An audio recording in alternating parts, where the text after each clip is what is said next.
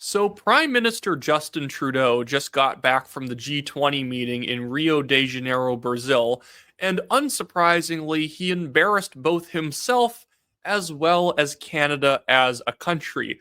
I want to break down some of the clips here for you today, both just images of him at the event as well as things he said there that were extremely asinine.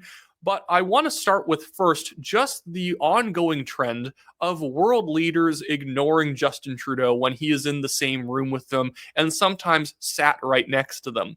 The first clip I'm going to play for you guys here today is Trudeau sitting next to the Mexican president, who is trying her absolute darndest to make sure not to even look in Trudeau's general direction. Because if she does that, he will start talking to her, and that is a fate worse than death. A fragmented and challenging scenario, and the world needs more, much more than that. And I welcome the Hunger and Poverty Alliance being launched by President Lula. Hunger has no... She's just looking at her lap. Well, he's obviously doing this kind of move where he's like looking over to her, sitting next to him. And if she looks even a little bit his direction, he's going to be like, oh, hey, how's it going? Do you want to talk about gender and climate change? And she's like, oh my goodness, this is so embarrassing. And that's kind of the thing. People don't see Trudeau as a serious figure to pay any reverence to. Other world leaders just kind of see him as like a tag-along character. And that's very clear in this clip right here, where Justin Trudeau's, I guess what I would describe it as, is he's trying to be part of the group here with Joe Biden and Giorgia Meloni and other world leaders and diplomats. And as he keeps trying to kind of like motion people in to walk into the center with him, people don't care. People are having their own interactions. And at the end, you'll see Justin Trudeau just kind of walks off on his own after just nobody wanted to pal around with him. And of course, he's wearing one of those stupid UN pins. Goodness. Biden gives him a bit of a pat on the back. Trudeau's trying to, do that kind of, oh, let's kind of go this way, guys. Biden starts talking to Giorgia Meloni, puts his hand on her shoulder. Biden's a little bit touchy. Trudeau comes back, tries to pretend like he's still part of the group. And as Trudeau's trying to motion people in, like he's walking Biden in. See, he's important. Biden turns around, starts talking to other people, and then Trudeau just walks off on his own. It's embarrassing. Again, it's because Trudeau lacks something that other world leaders from countries with smaller economies than Canada, with, technically less prominence than Canada, that Trudeau himself lacks clout. He lacks that kind of indescribable quality that leaders have, that people want to hear from them, people want to be seen around them, kind of that power emanates off of them. With Trudeau, fussiness kind of comes off of him.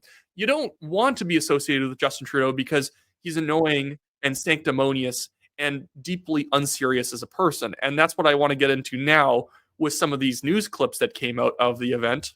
Thank you, Rebel News, for clipping some of this stuff, because I don't exactly have a team around to clip things for me. Not that I work for Rebel News. They're just colleagues in the business. But anyways, before I get into that, I do just want to remind you guys, if you're currently watching this video and you're not subscribed to the channel, make sure you go hit subscribe. If you're not sure, go check, hit subscribe, like this video, leave a comment. And if you want to help support the show, you can always donate to the Give, Send, Go legal fundraiser, both in the description below, as well as pinned at the top of the comments above my sign-up website, WyattClaypool.com, where you can go sign up if you want any of my recommendations for nomination and leadership races federally and provincially. But here is a clip of Justin Trudeau speaking at one of the panels at the G20. Our price on pollution gives back more money 4 times a year, and a check every 3 months, that actually more than offsets the price on pollution. And then I can just say preemptively, and you guys probably don't need me to say this isn't true. But Trudeau is acting like a used car salesman while at the G20 over this carbon tax rebate that he's giving to Canadians, which obviously does not offset the price of the carbon tax on cost increases. If they decide that, at one point they can take their bike more often or insulate their home a little better or make choices that are reducing their consumption of fossil fuels, they get to keep more of that check we're sending them. So it actually has become a way of helping with affordability, of putting more money in the pockets of people who are struggling. Because when we talk about fighting climate change, everyone has the sense that, oh no, big businesses and millionaires are going to find ways around it. And it's always hardworking consumers and ordinary folks that bear the brunt of the changes. And he hasn't earned the right to speak in this kind of, I'm going directly to the people and around corporations and trying to help people with affordability.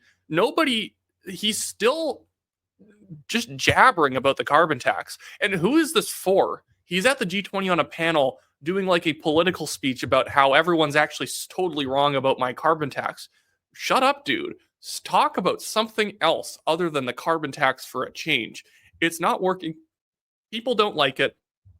And him, again, acting like some desperate used car salesman about the carbon tax, trying to be relevant on the world stage, is not helping, especially as most of the world is not in favor of carbon taxes. And what we've had to do in Canada, what we've successfully done, is change that dynamic so our fight against climate change goes hand in hand with affordability. But that's where, as I was talking about earlier, we're facing a level of attacks, of misinformation, of disinformation by people who are saying, no, we have to stop the fight against climate change in Canada so we can put a little more money in your pockets, even though that's exactly the wrong thing for the planet. And it's actually the wrong thing for money in their pockets.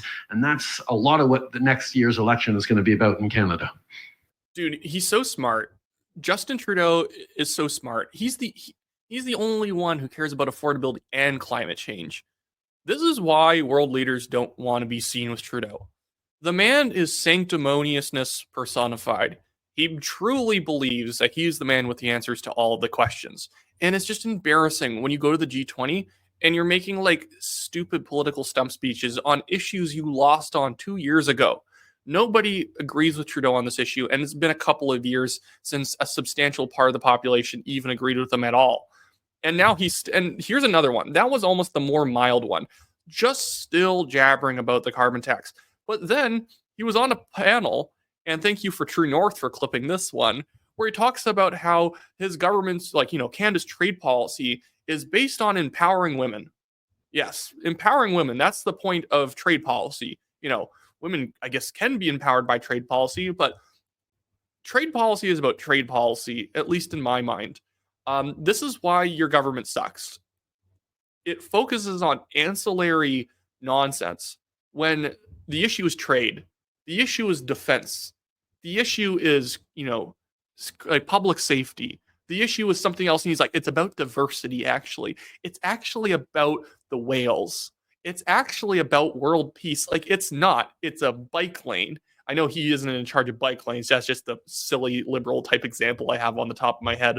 You believe deeply in the empowerment, the economic empowerment of women, and you believe deeply in diversity. And I remember you talking about something that has stuck with me, that you have to teach young children, boys and girls, from a very young age to appreciate diversity and to appreciate each other, and to say that young women can do exactly what young men can do. And I remember that so clearly. So this is going to be a dynamic conversation as his... Wait, is it just me, or is that Mary New sitting next to him, our Minister of International Trade, the lady who's implicated as basically a CCP cutout in the Liberal cabinet? Well, it makes sense she'd be sitting next to him at this event, I guess. Administration has been so dynamic. Over 80% of your trade in Canada actually comes from APEC countries, which obviously includes USMCA, the United States and Mexico. And you have launched your Indo-Pacific strategy for growth and opportunity. So what are your expectations for this meeting? Well, first of all, we have to remind ourselves two things about trade. Trade creates growth, but nothing guarantees that trade... We have to remind ourselves about something. Trade causes growth. Good insight there, man. But nothing guarantees that trade that creates growth is going to make sure that the growth is well shared. We have to focus on making an argument for trade and for the growth that it comes from by making sure that everyone can participate in the benefits of that growth. That's where making sure that we're negotiating free trade deals that protect women's rights, that protect labor rights, that protect the environment, that work with Indigenous peoples. These are the kinds of things that are essential that, quite frankly, when we started negotiating trade deals, we started 9 years ago, people would sort of mock us and say, no, it's supposed to be an economic argument. I say, people still mock you. When did people stop mocking him? It's like he's trying to wish cast history to be different. He's trying to do like retroactive history remodeling here. People still make fun of him for that because it's been an abysmal failure. Our trade deficit has gone like through the roof because Canada stopped exporting energy. We don't export energy at the rates we do. We start phasing out coal from the federal level first. What is he talking about? The economic argument is that everyone can feel the benefits of trade. Because if trade creates growth, it creates enough growth to be able to have win-win in any trade negotiation out there.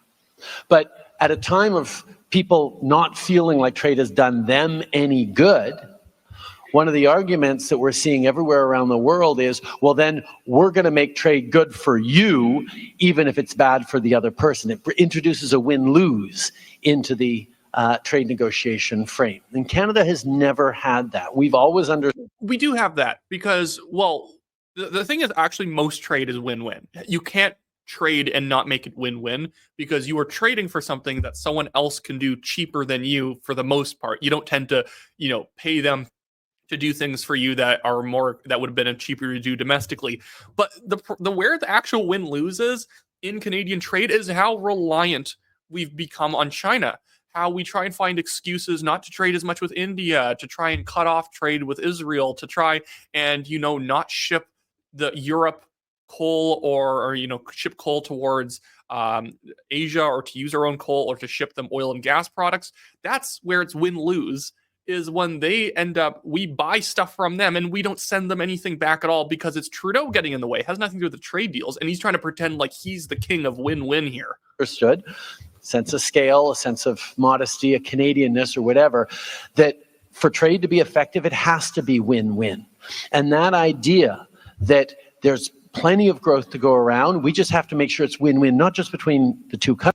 And remember here, his definition of win-win is not that, Canada benefits and the Philippines benefit. It's not that Japan benefits and Canada benefits. It's that Canada benefits as well as gender equity over in Nigeria. And it's like, oh, okay, well, if there's human rights issues, we can work those out. Maybe we don't want to trade with abusers. I agree with that.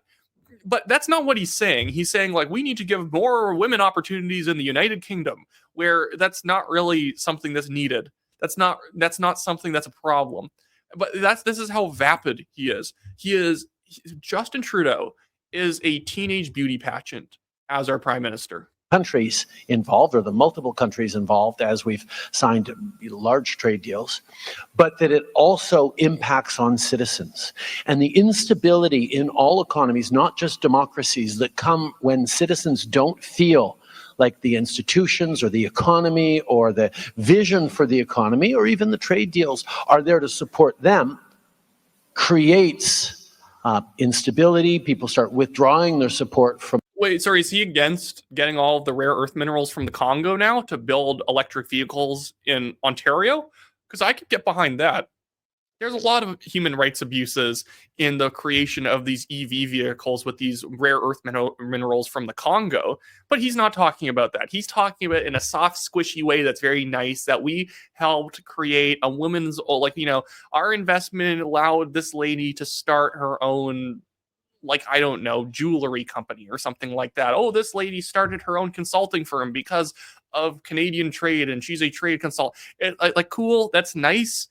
But Trudeau doesn't actually care about the deeper human rights implications. He trades open with China. He's soft on Iran. He's soft on lots of terrorist organizations. This guy is just full of absolute hot air and hypocrisy. From trade.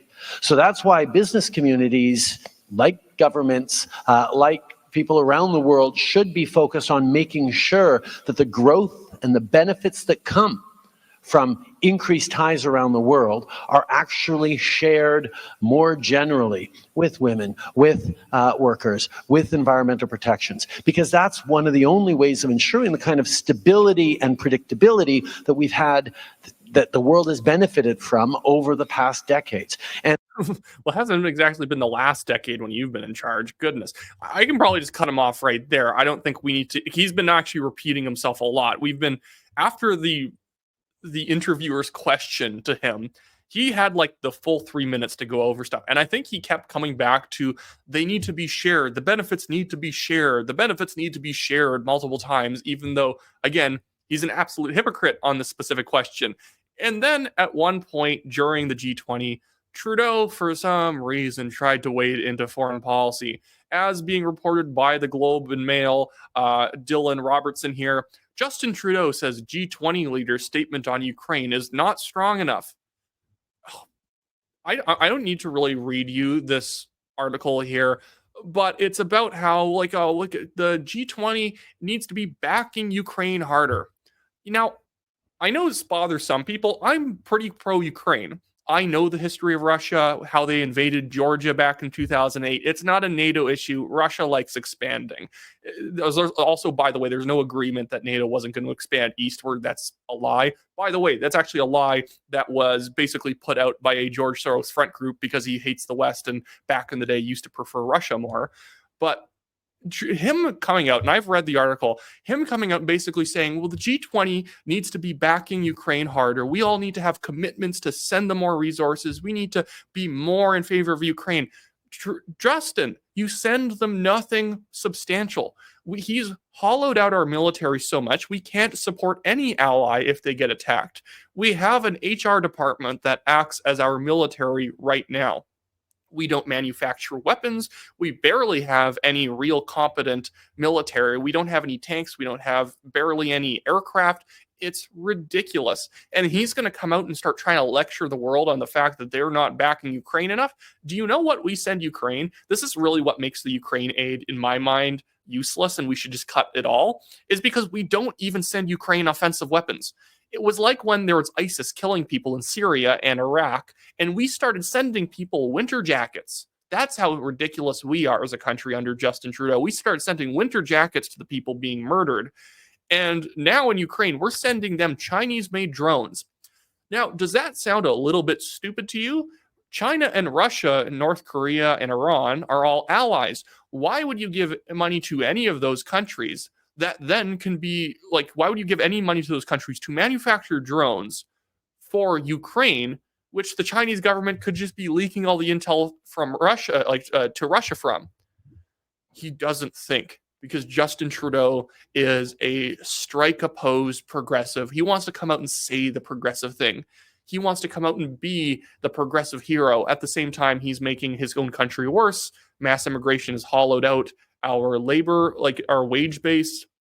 We don't have housing available for people. He trades with human rights abusers openly, but then he'll get really tough on Israel fighting terrorists. He'll get really mad about whatever the U.S. is doing. He'll put out some travel advisory. Don't travel to the U.S. because they're against abortion, because Justin Trudeau is a goblin who wants abortion up to the 24th week. My goodness, he's the worst. That's all I can really say about all this. Anyways, that's it for me today, guys. Remember, like, share, subscribe, all that stuff, and think about contributing to the legal fund in the description below. I'll see you guys all next time.